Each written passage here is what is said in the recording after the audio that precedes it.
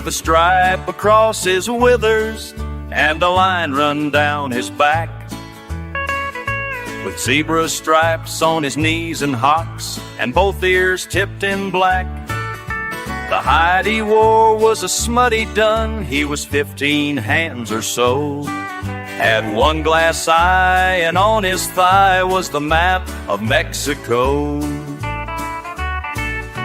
The time had been when this old skin, now the monarch of the range, would cut the mavericks from the herd. I know it may sound strange, with only a saddle on his back and his rider outside the pen. But for cause unknown to himself alone, he had drawn his gun on men.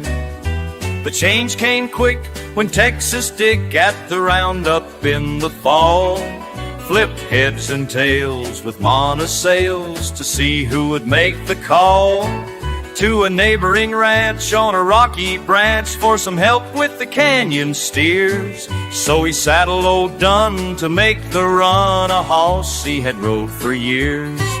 His reins hung loose on the old cayuse as Dick to the saddle swung.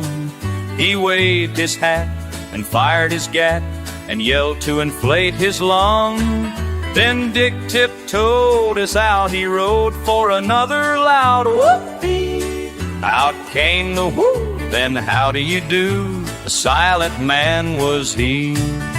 Now Dick was a man, so the story ran, that it never caught the horn, and it made his blow, as the boys all know, that the hoss was never born, that it worn a hide that he couldn't ride from Nome down to Mexico.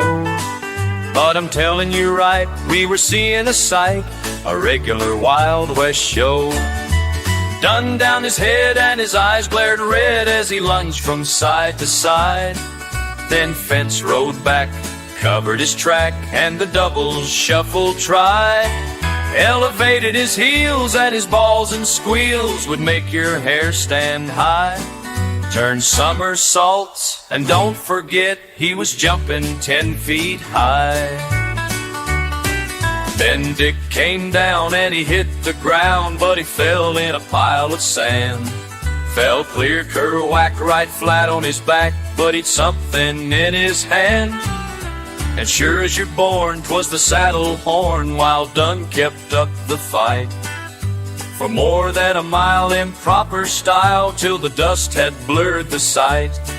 Dick found his cack and carried it back, and said with a peevish grin to the puzzled boss that yaller hoss is too much for mortal men. Well, he's on the range and he's made no change, though we've tried him one and all. Now the range is his own and we leave him alone when the roundup comes in the fall.